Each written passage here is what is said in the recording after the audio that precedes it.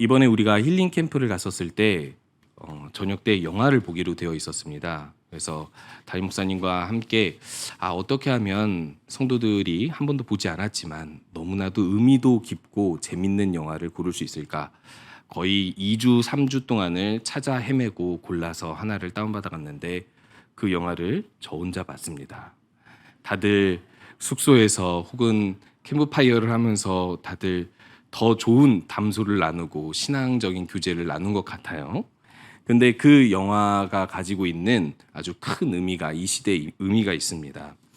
이 영화를 만든 뭐라고 해야 될까? 작가라고 해야 될까요? 작가가 어떻게 이 영화를 만들게 됐냐면 이 영화의 이야기는 한 11살 여자아이의 이야기가 담겨져 있는데 가족, 학교, 일상에서 벌어지는 일들 가운데 핵심이 무엇이냐면 그 머릿속에, 그 마음속에 들어있는 5가지 감정의 대화입니다. 그 5가지 감정은 슬픔, 기쁨, 그리고 버럭, 까칠, 그리고 소심 이렇게 5가지가 있는데요. 작가는 15가지로 나눌까 20가지로 나눌까 하다가 5가지의 감정으로 대화와 그리고 여러 가지 일어나는 사건들을 통하여서 의미를 던져주고자 했대요. 그런데 이 작가가 어디서 이 이야기를 발견했냐면 자신의 11살 딸 아이였다라고 이야기합니다. 제가 예전에 신학대학원에 다닐 때 청소년 사역 한때 아주 큰 붐을 일으켰던 이찬수 목사님이 강의하러 오신 적이 있었습니다. 그때 이런 말씀을 하셨는데 너무 큰 공감이 되더라고요. 청소년의 아이들의 뇌를 꺼내서 보고 싶다라고 이야기하시더라고요.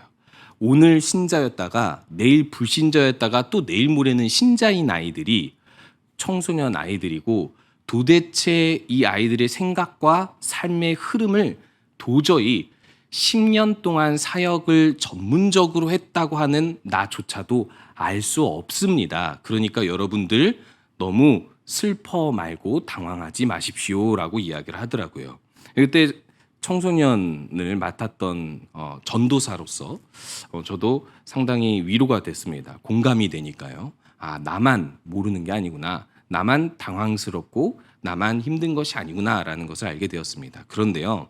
이 작가도 마찬가지로 11살 딸 아이를 보면서 내 자식이고 내가 키웠고 내가 나름대로 온 세상 어떤 사람보다 잘한다고 생각하고 연구해 왔는데 이 11살 아이의 감정, 생각을 따라갈 수가 없고 예측할 수가 없다라는 것입니다. 특히 그 중에서 가장 잡기 힘든 감정이 무엇이었냐면 슬픔이래요. 기쁨, 이거는 우리가 어떻게 보면은 잘 다룰 수 있을 것입니다. 먹을 거든 선물이든 아니면 아이가 좋아하는 무엇을 우리가 건강하지 않은 것이라 할지라도 줄 수 있으니까 그런 것들을 우리가 잘 알고 있겠죠. 버럭, 아니면 소심하게 되는 때 그리고 아이가 까칠한 면 사실 거의 패턴이 있지 않습니까? 근데 슬픔은 예측할 수가 없대요. 얘가 어디서 이렇게 슬픔이 있고 이 슬픔을 더 중요한 건 보통은 표현하지 않습니다. 화날 때는 나 진짜 화나. 까칠할 때는 진짜 짜증나. 소심할 때는 그냥 시무룩. 그리고 또 기쁠 때는 막 웃고 돌아다니죠. 근데 슬프면요. 엄마 나 슬퍼. 아빠 나 슬퍼. 내가 이게 슬픈데 어떻게 해결해야 될지 모르겠어 라고 잘 이야기하지 않습니다. 이 슬픔이라는 감정은 그 스스로 말을 꺼내려면 사실 자신이 왜 슬픈지도 알아야 하고 그리고 또 슬픔이라는 감정을 꺼낼 수 있을 만한 분위기, 환경이 되어야지 그것을 이야기할 수 있기 때문이죠. 그런데요, 한 가지를 발견했습니다. 무엇이냐면 슬픔이 그 아이를 성장하게 한다는 거예요. 그래서 이 애니메이션에서는요. 이 5가지 감정의 대장이 기쁨입니다. 너무 재밌을 것 같죠? 기쁨이 대장이면 삶도 재밌을 것 같죠? 그래서 누구라도 다들 이제 그것에 대해서 이의가 없는 거예요. 기쁨이라는 감정이 대장이면 행복하잖아요. 그런 이야기를 끌어가다가 갑자기 기쁨이 오류가 생겨버리는 거예요. 이 기쁨만으로 해결할 수 없는 일들이 있는 거예요. 그래서 이 슬픔이라는 아이의 어쩌다 도움을 얻게 되는 겁니다. 그게 뭔지 아십니까? 슬픔이 생기는 때는 보통 상실이거든요. 그러면 이 상실이라는 감정에서 뭘 느끼냐면 소중한 기억을 꺼내는 거예요. 기쁨이라는 감정만으로는 내가 상실 그리고 거기에서 느껴지는 소중함을 꺼내볼 수 없는데, 왜냐하면 기뻐야 하니까. 근데 슬픔은 그것을 꺼낼 수 있게 해주는 거예요. 아, 내가 이것을 상실해 보니, 잠깐 상실해 보니, 아, 이것이 너무 소중하구나. 이때가 너무 소중하구나. 그래서 다시 이때로 돌아가자, 혹은 이때보다 더 소중하게 이 사람을 혹은 이 감정들을 다루자라고 했을 때 이 아이가 성장한다라는 것입니다. 자, 오늘 이 슬픔과 관련된 감정이 말씀에 등장하고 있습니다. 애통하는 자는 복이 있나니 그들이 위로를 받을 것이며, 우리들은 이 팔복에 대해서 너무 잘 알고 또 배워왔기 때문에 이렇게 내심 생각할 겁니다. 그럼 애통하는 자는 복이 있지, 이런 애통은 이런 애통이야 라고 생각을 하면서 우리들은 당연하게 이것을 받아들일 텐데, 한번 팔복을 자세히 살펴보면은 심령이 가난하고 애통하고 온유하고 의에 줄이고 목마르고 긍휼히 여기는 자가 정말 복이 있다고 생각하십니까? 오늘 여기서 이야기하는 복이 있다는, 물론 당연히 영적인 복, 하나님께서 주시는 영원한 복이긴 하지만 뭐 의미를 따지면 그렇지만은 사실 이거는요 시적인 감탄사입니다. 이야 진짜 복 있다, 복이 있어 보인다, 약간 이런 뜻입니다.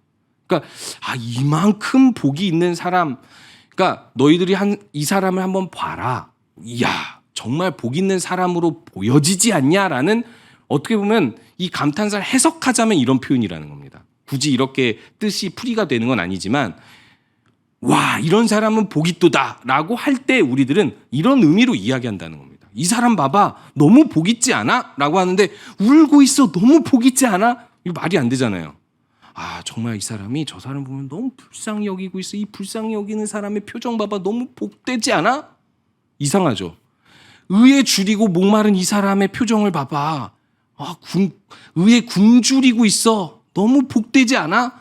아유, 칭찬할 만하지 않습니다. 아니, 칭찬할 수가 없습니다. 이 가난한 사람 봐봐, 너무 복되지 않아? 말도 안 됩니다. 일반적으로 복이라고 여겨질 수 없는 항목들을 예수님께서 나열하고 있는데, 여기다가 대고 봐라, 복되지 않냐라고 자랑하듯이 선포하고 있습니다. 그렇다면 예수님께서는 왜 복되지 않을 만한 상황을 가지고 예수님께서 복을 선포하고 계시는 것일까요? 반대로 이야기하면, 반대가 아니라 이 역사를 거꾸로 돌려서 이야기하면, 모세가 이 복을 선포하게 된 때가 있었죠. 바로 신명기 28장입니다. 하나님께서 가나안 땅으로 인도하시고 이 모세를 통해서 율법을 주신 다음에 그리심산에서 복을 선포하라고 합니다. 근데 그 복을 선포하는 내용들을 보면 대부분이 순종인데, 우리가 생각했을 때는 그러니까 신자에게는 너무나도 당연하게 순종하는 것은 복이고 그것은 평화를 가져다주는 뭐 여러 가지를 의미를 우리들은 공감할 수 있지만, 일반적으로 세상 사람들이 생각했을 때 하나님께 순종하는 것이 복이라고 여겨질 수 있느냐라는 것입니다. 아닙니다. 세상의 관점으로는 하나님의 복은 복으로 여겨지지 않는데, 그게 왜 복인지를 신명기에서 이야기해 주고 있죠. 왜일까요? 온 땅의 주관자는 유일하게 하나님이시고 그 하나님이 우리의 주인이며 이 땅, 가나안 땅의 주인이기 때문에 하나님께 순종하면 복이라고, 이 의미가 하나님의 존재로 재해석되어지는 거예요. 그러면 예수님께서 이 모세의 율법으로 이야기하지 않고 감정들, 심령이 가난함, 애통함, 긍휼, 이런 어떤 내면적인 감정으로 이야기하는 이유가 무엇일까요? 당연히 모세의 율법은 전제로 깔고 이 율법을 적용했을 때 하나님 나라를 소원하는 사람들이 이 땅 가운데서 가질 수밖에 없는 감정과 상황들을 이야기하면서, 이것에 대해서 너희들이 복을 못 느끼고 있다면 복이라는 것을 느껴라라고 먼저 이 산상수훈에서 모인 제자들에게 선포하고 있다는 것입니다. 두려워하지 말아라. 그리고 또 너희들이 이런 감정을 가진다고 해서 세상 사람들과 다르게 복이 없다고 생각하지 말아라. 세상 사람들보다 더 우월한 복이 있나니 이런 사람들을 통해서 하나님이 역사하시기 때문이다라고 이야기하고 있는 것입니다. 그러면 애통하는 자는 왜 복이 있을까요? 애통하는 자가 복이 있는 것을 이야기하기 위해서 먼저 애통이라는 의미를 한번 살펴봐야 됩니다. 여기서 말하는 애통, 슬픔은요, 그냥 적당히 슬픈 것이 아닙니다. 우리 가끔 이렇게 유튜브나 혹은 TV를 보다 보면은 선전 광고가 나오죠. 어떤 광고들이 나오죠? 어떤 이 NGO 단체들을 통하여서 조금 해외에서 어려움을 당한 혹은 국내에서 어려움을 당한 사람들이 이제 종종 나오곤 합니다. 이거 나오면요, 마음이 아려요, 좀 슬퍼요. 근데 솔직히 말해서 애통하진 않죠. 좀 슬프다. 채널 돌리시잖아요. 그죠? 뭐 이렇게 후원하시기도 하지만 뭐 후원도 막 1,000만 원 이렇게 안 하시잖아요. 그냥 뭐 후원도 몇천 원 뭐 이렇게 하시면서 그냥 솔직히 제가 제 말로 표현하면 적당히 슬퍼하죠. 내 일이 아니니까. 그걸 보고 막 진짜 애통하면서 슬퍼가지고 잠을 못 자면서 울고 막 이러는 사람은 약간 우리가 보기에도 정상이 아니라고도 우리들은 생각할 수 있습니다. 우리가 그렇게 살면요, 못 살아요. 맨날 울고 살아야 됩니다. 근데 제가 말씀드리고자 하는 여기 성경에서 말하는 애통은요, 이 정도의 적당히 슬픈 정도가 아닙니다. 우울하다, 그냥 슬프다, 적당히 조금 슬프다가 아닙니다. 여기서 말하는 애통은요, 가족 중에 누군가가 죽었을 때 이 창자가 끊어지는, 이 마음이 찢어지는 고통스러운 슬픔을 이야기하고 있습니다. 아마도 부모의 죽음을 대부분 경험하셨을 거예요. 부모 중 한 분이라도, 혹은 배우자의 죽음을 경험하신 분들도 있을 것이고, 어떤 분은 또 자식의 어떤 이제 어려움을 겪은 사람도 있을지도 모릅니다. 무엇이 가장 슬픕니까? 누군가가 이렇게 표현하더라고요. 부모가 돌아가시면 견딜 만한 슬픔이라고 얘기하더라고요. 견딜 만한 슬픔. 근데 저도 이게 어렸을 때 경험한 거라서 기억이 나거든요. 저도 어렸을 때 그런 이제 궁금함이 있었어요. 아버지가 돌아가셨을 때 그걸 알았을 때 저의 감정은요, 숨을 못 쉬었습니다. 한 1분 동안 숨을 못 쉬었어요. 과호흡증이라고 이제 요즘에는 이야기하죠. 그러니까 슬픔이 뭐 밀려 나오는 게 아니라 그냥 숨부터 막혀요. 그러니까 진짜 이게 마음이 슬프기 전에 먼저 이게 확 오는 거죠. 그런데요, 견딜만 했습니다. 그래서 저는 좀 신기했어요. 아버지가 돌아가셨는데 내가 이 정도 슬퍼하고 넘어가도 되나? 이 정도로 내 일상이 크게 지장이 없다는 사실에 저는 놀랐어요. 저희 이제 형은 저희 아버지가 이렇게 투병 생활을 오래 했고, 투병 생활을 오래 했기 때문에 우리들도 가끔 위급 상황에 대처해야 되는 경우가 있었어요. 아버지가 거품을 물고 쓰러지면 췌장암 말기였기 때문에 빨리 꿀을 먹여드려야 되는데 그거를 우리는 배우질 못했잖아요. 그래서 막 진짜 우리들은 그 막 당황해하면서 막 어쩔 줄 몰라서 손 벌벌 떨면서 꿀을 먹이고 아버지를 이렇게 살린 적도 있고, 그렇기 때문에 저희 형은 그 언제 한번 아버지가 돌아가시고 나서 이렇게 문을 따고 들어갔잖아요. 키를 딱 문을 따고 들어가는데 아버지가 이제 집에 없구나라는 사실에 안도했대요. 그때 눈물이 왈칵 쏟아졌다고 이야기하더라고요. 이게 무슨 감정인지 아십니까?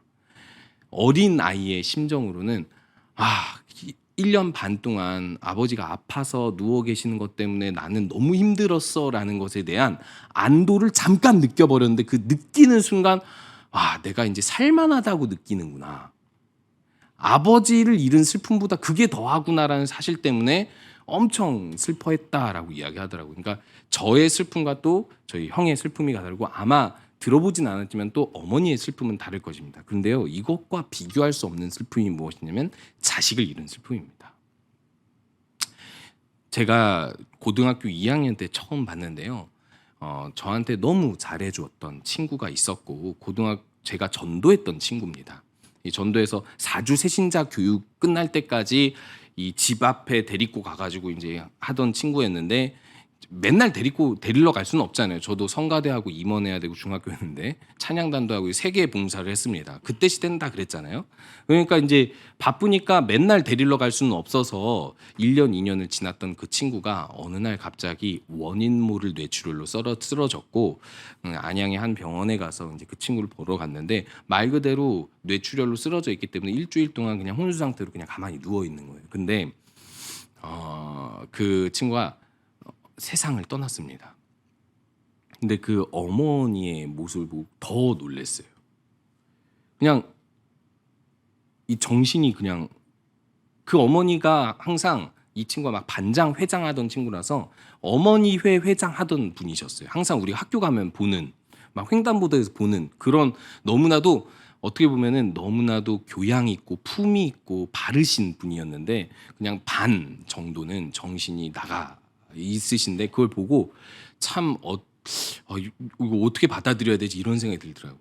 그러니까 저는 공감을 못하니까 그 슬픔에 공감은 못하는데 그 상황을 보면서 이게 얼마나 슬픈 거지라는 생각을 했었던 것 같습니다. 이제서야 그걸 조금 느끼는 것 같아요. 이제서야 그것이 무엇인지 알 것 같습니다. 이것이 바로 애통입니다. 이 애통을 누가 했을까요? 야곱이 요셉의 피 묻은 옷을 보고 물론 짐승의 피였지만 심히 통곡하였다고 창세기에서는 이야기하고 있어요. 이 통곡을 하면서 한 이야기가 뭐냐면 차라리 내가 죽었으면 좋았을 뻔했다라고 이야기하는데 왜 그랬을까요? 야곱이 요셉을 보냈기 때문에 그래요. 야곱이 형들이 있는 곳으로 요셉을 보냈는데 짐승에 찢겨서 피가 묻어 이 옷이 돌아왔다라고 생각했을 때 다시 볼 수 없는 이 자식에 대한 슬픔과 애통은 표현할 수 없는 마음이 끊어지는, 마음이 찢어지는 애통이라고 이제 성경에서는 기록하고 있죠. 그런데요, 이 슬픔과 애통을 신약 성경에서는 어디서 적용하고 있는지 아십니까? 예수 그리스도께서 돌아가셨을 때 그것을 바라본 제자들, 그것을 바라본 여인들이 슬퍼하며 애곡할 때 그 슬픔과 애통을 경험했다라고 이야기를 하고 있습니다. 애통은요, 이 정도로 끊어질 정도로 마음이 끊어질 정도로 슬퍼하는 애통인데 더 중요한 사실이 있습니다. 예수님과 상관없이 하나님과 상관없이 우리가 이런 슬픔과 애통을 경험하는 게 애통이 아닙니다.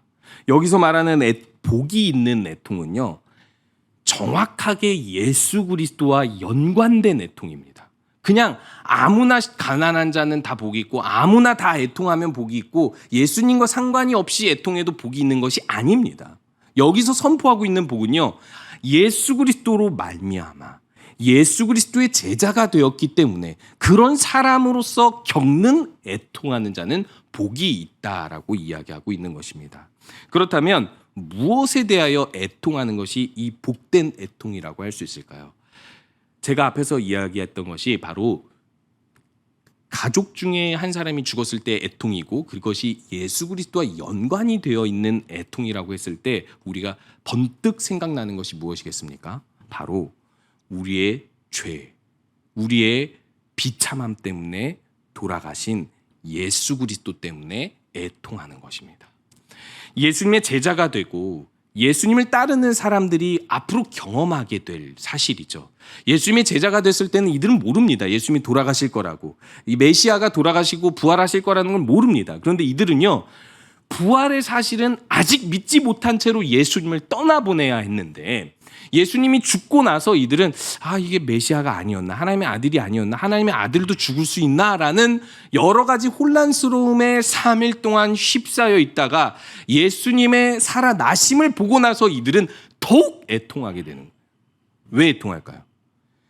이렇게 살아나실 수 있는 하나님의 아들이 왜 그리도 비참하게 돌아가셨어야 했나? 그것은 단 한 가지의 답밖에 없는 거예요. 나의 죄 때문이다라는 거예요.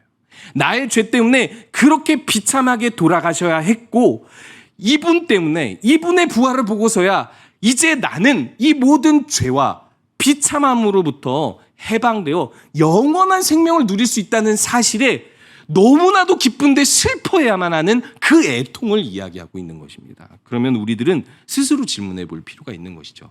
우리가 짓고 있는 죄나 우리 마음속에 있는 죄에 대하여, 그리고 우리가 경험할 수밖에 없고 찾아올 수밖에 없는 인간의 비참함에 대해서, 이 비참함은 죽음도 비참이지만 우리가 이 땅에서 살아가는 현실 속에서 하나님 없이는, 하나님을 의지하지 않고는 스스로 아무것도 해낼 수 없고 한순간도 숨 쉴 수 없는 그런 비참한 존재를 이야기하고 있는 것입니다.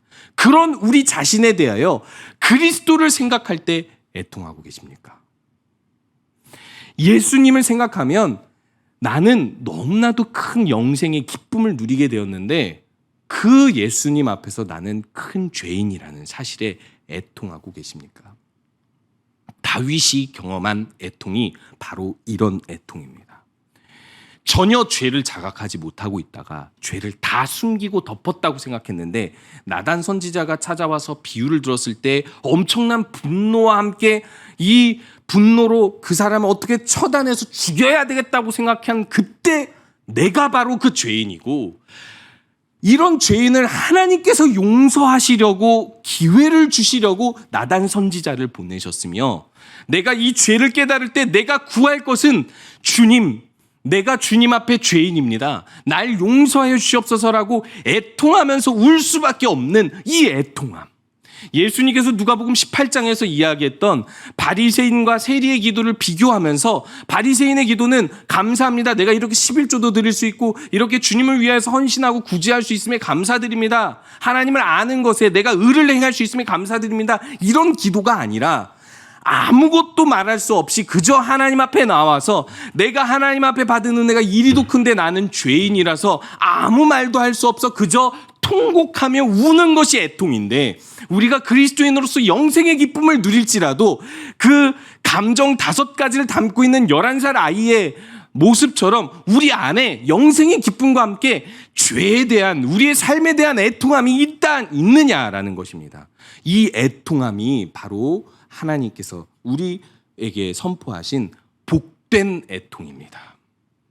이런 애통하는 자를 보라, 얼마나 복된가라고 이야기하고 있는 것이죠. 그런데요, 이 애통이 가지고 있는 영향력이 있습니다. 아까 그 아이가 슬픔으로 인해서 성장한다라고 이야기했잖아요. 이 애통은 무엇으로 이어지는지 아십니까? 여러분 혹시 가끔 새생명축제 때 태신자 작정하라고 하면 이렇게 태신자 작정 칸이 있잖아요. 기억이 안 나는데 5칸인가요? 3칸인가요? 어쨌든 3명 작정해야 되잖아요. 쓰다 보면은 마음속에 부담이 일어나지 않습니까? 아, 이거 다 써야 돼?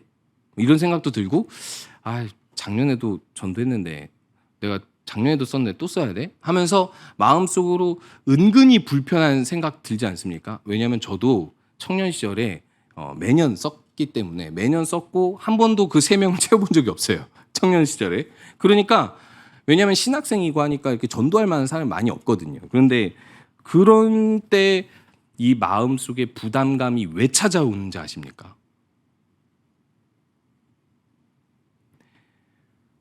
죽어가는 영혼을 향한, 그리고 우리 주변 사람들을 향한 애통함이 없는 상황에서 요구받기 때문에 그래요. 물론 당연히 우리가 교회에서 이런 행사를 하면서 그런 애통함이 없다고 해서 우리한테 강요하는 건 아니죠. 그건 우리가 오해하는 것일 뿐이고, 강요하는 건 아니지만 그런 목표를 세우라고 하면서 혹시 우리 마음에 어떤 주변 사람들에 대한 애통함이 있으면 그 한 사람 한 사람을 쓰면 되는 것입니다. 뭐 3사람을 쓰든 2사람을 쓰든 1사람 반을 쓰든 그렇게 쓰면 되는 겁니다. 그런데요, 제가 말씀드리고 싶은 건 뭐냐면, 왜 우리는 그 주변 이웃에 죽어가는 영혼을 향한 애통함이 없느냐라는 것입니다. 저는 이것을 한 가지로 꼭 이렇게 찝고 싶은데요. 그 이유는 내가 항상 주님의 구원받고 영생의 기쁨을 누리는 사람으로서 내 죄, 내가 만약에 하나님 알지 못했다면 비참하게 죽을 수밖에 없고 심판받을 수밖에 없는 사람이라는 사실에 애통하는 마음이 없으면 역시 다른 사람을 봐도 애통하지 않습니다. 내가 애통해야, 나 자신의 죄에 대해서, 내가 죄인됨에 대해서 애통해야, 내 과거에 대해서 애통해야 누군가를 봤을 때 불쌍히 여길 수 있는 거예요. 그게 있어야 전도를 할 수 있는 거거든요. 사실은요. 이 전도라는 사실이 뭐 교회에서 너무 많이 듣고 당연하다라고 생각하니까 우리들은 전도를 어떻게 보면 쉽게 생각할 수 있고, 어떻게 보면 이 전도를 우리가 부담스럽게 생각할 수도 있지만요, 그냥 아주 간단합니다. 애통함이 있으면 그를 위해 기도하고 그에게 다가가 복음을 전하면 되고, 애통함이 있으면 또 하면 돼요. 그런데 이거를 우리가 한번 다시 적용해 보면 우리 가족들에게는 절대 포기하지 않는 애통함으로 이렇게 기도하지 않습니까? 우리 가족, 친척, 그리고 우리 주변의 지인들을 볼 때 우리들은 항상 이 마음을 분명히 품고 있을 것입니다. 저도 어렸을 땐 이걸 몰랐어요. 왜냐하면 모태신앙, 기독교 가정이기 때문에 주변 사람들을 봤을 때 누구를 살려야 한다 이런 생각을 잘 못했는데, 제가 첫 사역제에서 초등부 설교 때 노아의 홍수 이야기를 했는데 제가 너무 무섭게 이야기했나 봐요. 노아의 홍수 심판에 대해서 초등부 설교인데 30분을 했습니다. 첫 사역이라 그랬는지 몰라도 뭐 지금도 길게 하세요라고 마음속으로 생각하시고 계시는 분들도 있겠지만, 어찌됐든 노아의 홍수 심판을 이야기하고 나서 이제 강단에서 내려오려고 하는데 애들 다 공과 공부로 흩어지잖아요. 근데 한 명의 아이가 찾아와서 저한테 10분을 질문했어요. 초등학교 5학년 아이였는데 그 이유가 뭐냐면 외할아버지가 예수님을 안 믿는다는 거예요. 그러면은 외할아버지가 구원 못 받는 것이냐? 어떻게 하면 구원 받을 수 있냐? 외할아버지 이렇게 이야기하는데 어떻게 대응해야 되냐? 무슨, 저는 그때 초보 전도사였는데 저는 대응 능력이 아주 있진 않을 거 아니에요? 근데 그때 제가 깨달은 건 뭐냐면, 나는 가족 중에 그런 어떤 사람이 없어서 몰랐는데 가족 중에 소중한 사람이 하나님을 모르면 그게 이렇게까지 안타깝고 고민되는 일이구나라는 사실을 이 초보 전도사 때 처음 알았어요. 우리가 가져야 할 애통이 바로 이런 애통이라는 것입니다. 남을 위하여 애통해야 되는 것이 먼저가 아니라 나를 두고 먼저 애통하다 보면 남을 보고도 애통하게 된다는 것이죠. 그런 사람들은 또 무엇을 위하여 애통하는지 아십니까? 혹시 요즘에는 그런 어떤 글귀나 사례를 찾아보기 어려운데요, 나라를 위하여 울어본 적 있습니까? 나라를 위하여 울어본 적? 혹시 오래 사신 분들은 있을지도 모릅니다. 나라를 생각하면 나라를 위하여 울어본 적이 있을지도 모릅니다. 사실 저도 죄송하지만 없습니다. 저희 세대만 해도 크게 그것을 느끼며 살진 못했어요. 그런데요, 나라를 위하여 초대교회에서는 로마가 교회를 핍박해도요, 로마의 안녕을 위해서 초대교회 모든 사람들은 힘을 다하여 기도했어요. 로마가 자기를 핍박해도 안녕해야 된다라는 거예요. 왜일까요? 이 애통하는 마음이 있기 때문입니다. 지금 우리를 핍박하는 나라라 할지라도 이 나라는 우리와 한 민족이고, 한 민족인 이 나라가 구원받기까지 이 나라는 망하면 안 되는 거예요. 물론 나중에 망하죠. 그런데요, 우리가 가지고 있어야 할 또 한 가지의 애통이 바로 교회를 위한 애통입니다. 하나님 나라를 위한 애통. 우리 한 민족이잖아요. 예수 그리스도의 피로 한 가족이 되었잖아요. 교회를 생각하면 애통할 줄 알아야 된다는 것입니다.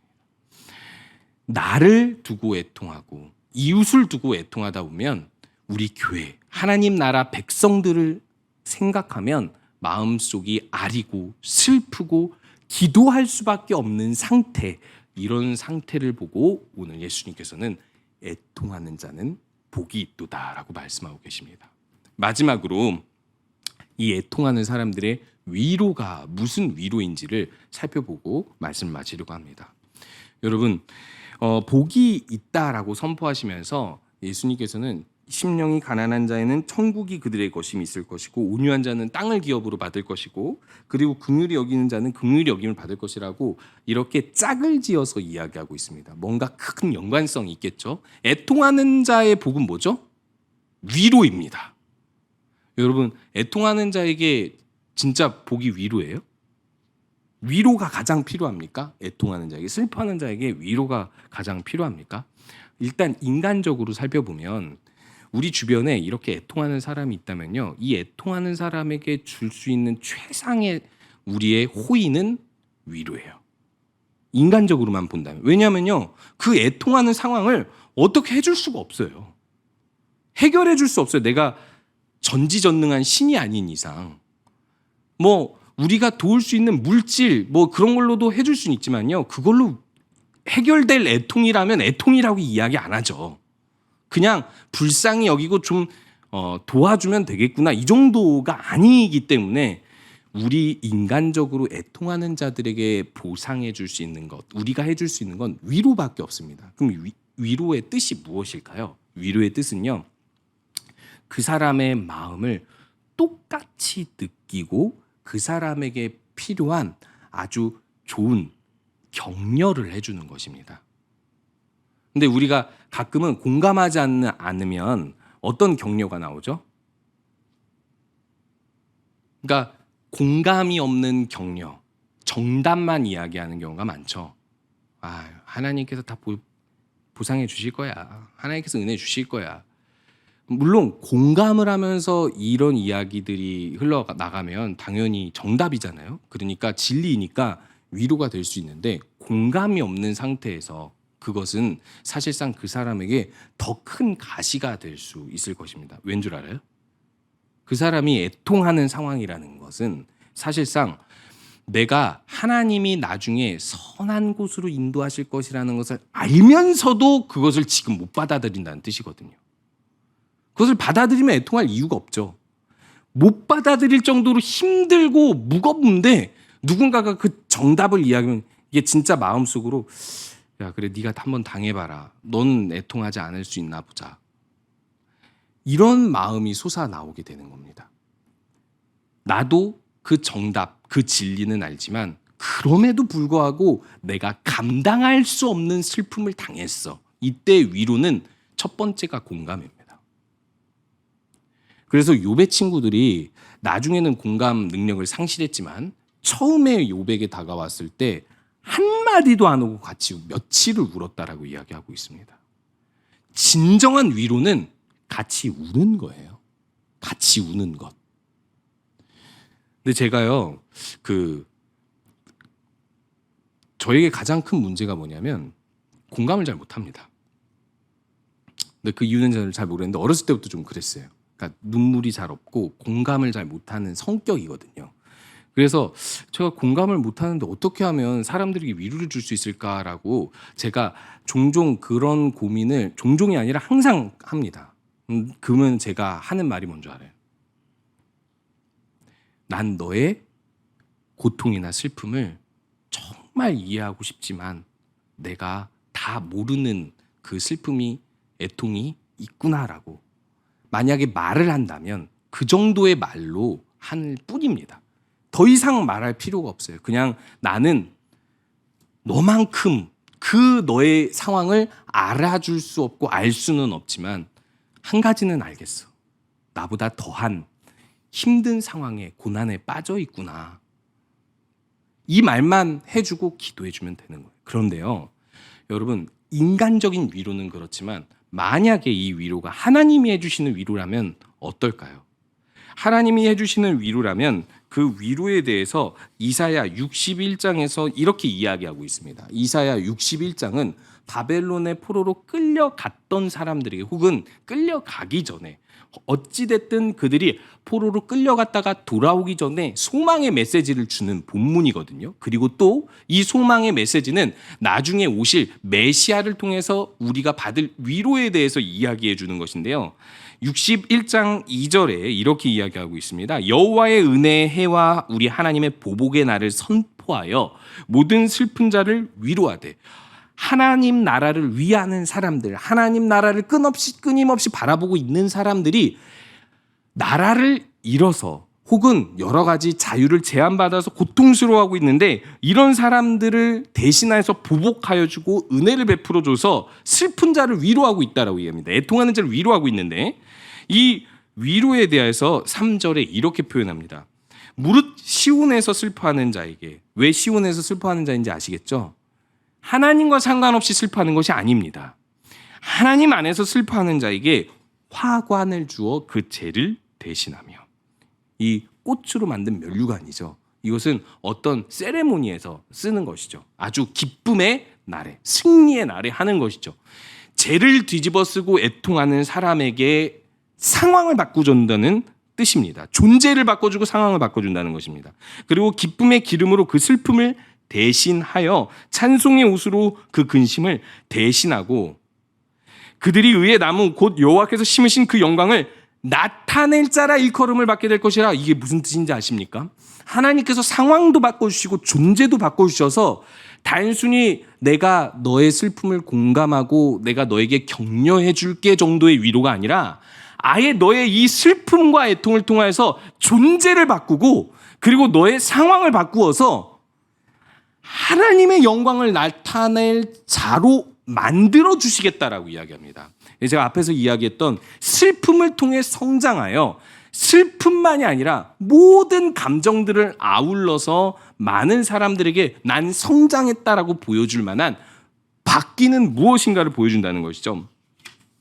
그래서 결국 하나님께서는요, 위로를 어떻게 주시냐면 애통하는 자가 하나님 안에서 애통하고 있다면 그 애통하는 자에게 하나님께서 그 사람의 마음과 존재와 상황을 바꾸어 주셔서 영원한 위로와 기쁨으로 바꾸어 주셔서 그 사람을 통해서 놀라운 일을 행하신다라고 이야기하고 있습니다. 그것이 4절에서 이렇게 나타납니다. 그들은 오래 황폐하였던 곳을 다시 쌓을 것이며 옛부터 무너진 곳을 다시 일으킬 것이며 황폐한 성읍 곧 대대로 무너져 있던 것들을 중수할 것이라고 이야기하고 있습니다.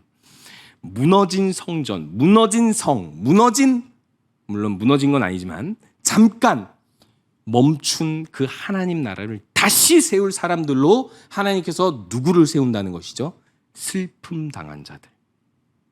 단순히 인간적인 슬픔을 당한 것이 아니라 예수 그리스도로 말미암아 하나님 나라를 위하여 애통할 줄 아는 자들을 통해서 그렇게 일하신다는 것입니다.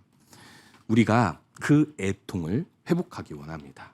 우리 안에 분명히 있습니다. 하나님께서 우리에게 애통하는 마음을 주셨고 우리가 그것을 계속 느낄 수 있고 경험하도록 주님께서는 우리에게 말씀을 주시고 이끌어 가십니다. 애통함으로 말미암아 하나님의 영광스러운 일을 기쁨으로 담당할 수 있는 우리 모든 성도님들 되시기 바랍니다.